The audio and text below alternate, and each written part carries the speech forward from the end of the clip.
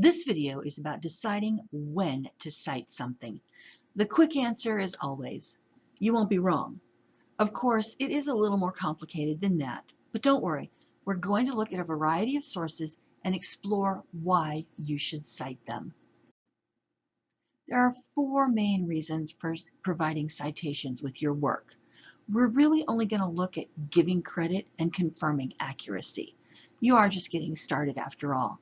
As you progress through your college career, you will become more concerned with where you fit in the research world.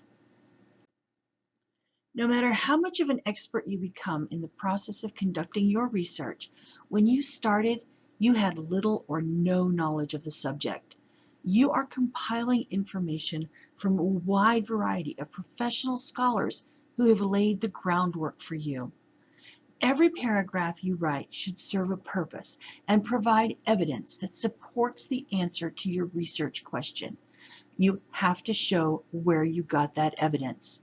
So, where should you put a citation?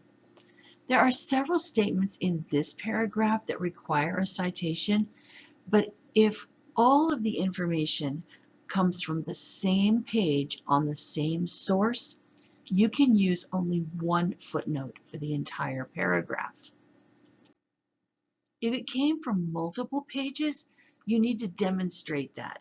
Here we see two footnotes because of two different pages or two different sources. Since your work should be a synthesis of multiple sources, two or more different sources in a single paragraph is not uncommon. In your research, you will come across conclusions reached by other authors. You will have to be careful to cite them every time.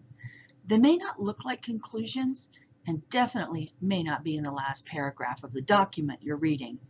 They're going to look more like action verbs. Resentful is pretty obvious. Made it and resulting in may not stand out so much.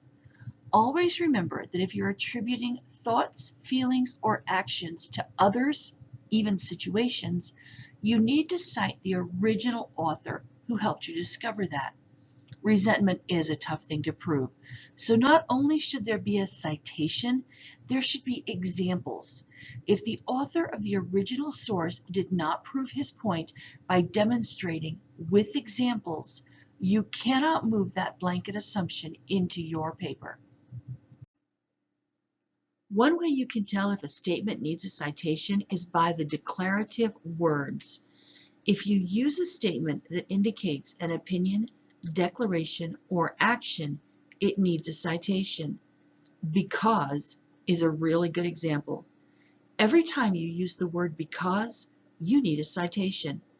Some similar statements are since, as a result, considering, due to, and on account of. There are a lot more. The easiest thing of all to cite are numbers. You had to get it from somewhere. Just write a footnote for it. Every time you use a number, except for dates, you need to include a footnote. Period. Every time. Images are an excellent way to make your points. The expression that a picture is worth 1,000 words can be very true if the image is relevant. Images need to be placed in the paper at the place that matches their context. Do not put all your images at the end. Anchoring in the text can be a challenging skill, but it's not required. Just put it on its own line and center it. Images must have captions and citations. You can use these tools in Word by selecting the image and right-clicking on it.